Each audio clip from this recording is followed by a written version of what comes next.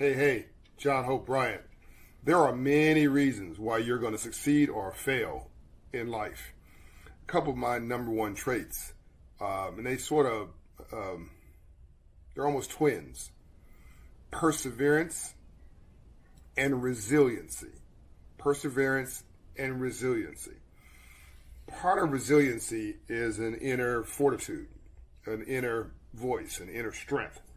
There are things that are external to you that can zap you, that can almost destroy you. And those outer things affect the inner things. Why? Because we're not human beings having a spiritual experience. We are spiritual beings having a human experience. Let me read something to you that came from a friend, an article that came from a friend, from an article in Nigeria that just touched my soul earlier today. I shared it with Kshetra, and I'm going to share it with you. Listen now. Listen to every word. This is everything. Every time you succeed, there are some people that die a little. This is so deep. I'm going to repeat that. Every time you succeed, there are some people. These are not people who you want to be around. These are not people you should try to be around. These are toxic people. There is something wrong with these people. But I have met these people. I know these people. I have seen when it's like they're twins. It's like part of them is a good person and wants to be good, and part of them is a person that doesn't like themselves and wants to kill you.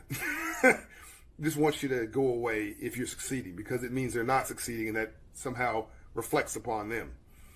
And you can see as they're asking you about your life and what's going on, they mean well when they're asking, but when they're getting the answer, when it's too good, you can see some of the light drain out of them and the darkness fill inside of them, and it's almost like they've got a little bit of daggers out, and you want to stop talking mid-sentence. If you're a high-frequency person, you're paying attention, you want to stop mid-sentence because it's clear that you're upsetting them.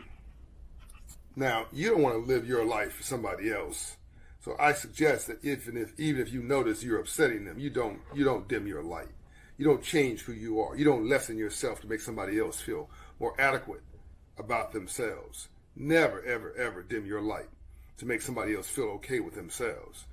There's an old Southern saying, I'll get back to this. No matter how much I love you, my son or my daughter, if I don't have wisdom, I can only give you my own ignorance. Or put another way, sometimes we save our worst behavior for those we care the most about. So people can only give you what they got, all right? So if they've got darkness, guess what they're going to give you? Back to the article. Every time you succeed, there are some people that die a little. Envy is the tribute mediocrity pays to genius. I'm going to repeat this. I need you to write this down.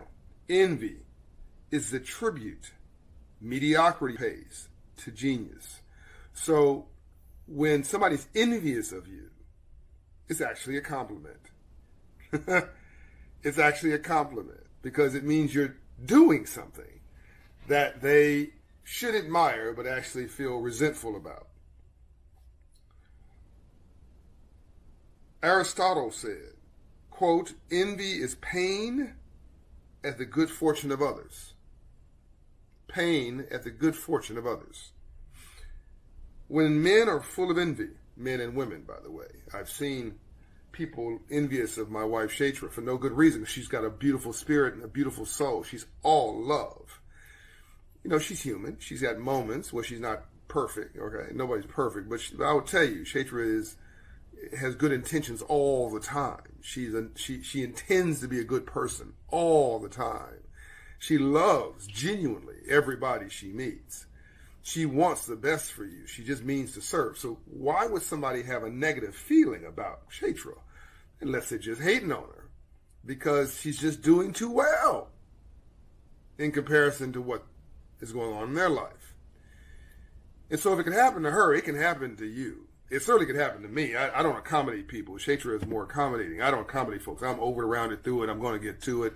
And so I might actually breed a little resentment because I'm just running so hard and I'm charging so fast, and my motto is that no one's going to keep me from achieving my objective that God gave me in this life. I'm a knight. I'm a knight for the goodness of God.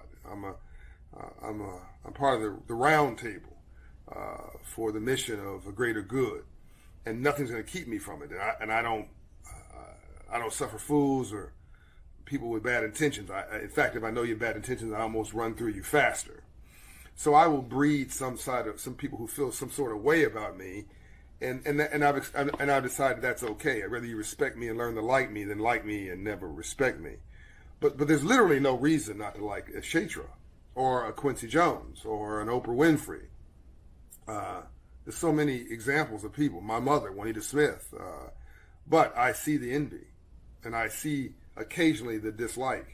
An Andrew Young, why would you not like an Ambassador Andrew Young? My God. There are people who player hate on Ambassador Andrew Young who were in the civil rights movement who will make some crap up like, oh, well, he never got beat up in the civil rights movement. He didn't get arrested. What kind of mess is that? I mean, there was, by the way, the FBI told Ambassador Young when Dr. King was assassinated on that balcony, and they were there together on that balcony in Memphis. Dr. Andrew Young was one of the people pointing, saying, there's shooters over there.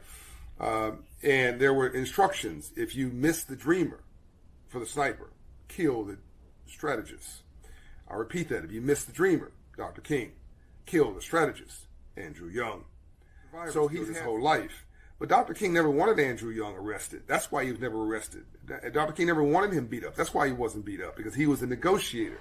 He was the one. That's a whole other story for another time. I'll tell that story if you want me to. Put it in the comments, and I promise you'll come back and tell that story, but in some detail. But folks player hate on Ambassador Young in the civil rights movement. Other peers in the movement, Andrew Young ain't nothing. That ain't nothing but envy. Nothing but folks who hating on him because they are envious of him because he's a sweetheart, or as Shakespeare would say, he's a love bug. Okay, back to what I was saying. Let me get this done. Envy is pain at the good fortune of others. When men are full of envy, they disparage everything, whether it is good or bad.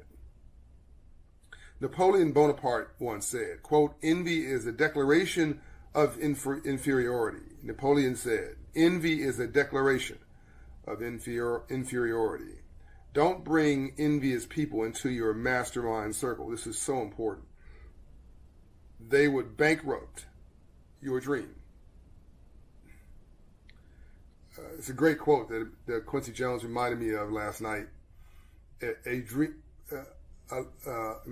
giver and a giver is exotic. A giver and a taker is neurotic. And a taker is psychotic. Look at your mate. Not right now, because it may not be the right time to have this conversation. But look at your mate while they're asleep or at a far and figure out which one they are. And then figure out what decision you need to make as a result of that. Are they a giver? Are they a taker? What are they? And what are you? And what you really want is a giver and a giver in the most ideal situation. And you don't have that, let's go call a therapist as soon as possible. Everyone needs to read this. And when they read it, and then read it again. And as I said here, I put this on my Facebook page, you'll find it there. This is the version of the memo, my most recent best-selling book. And when they and then let me know what you think. I want you to comment. I want you to share this and help to build a movement. Then I want you to go see one of my Hope Financial coaches at Operation Hope at a Hope Center near you and to take your life back. So I want you to remove the toxicity from your life. I want you to embrace the empowerment. I want you to remove the toxicity from your life because you can do better all by yourself. The only thing worse than being alone is wishing that you were.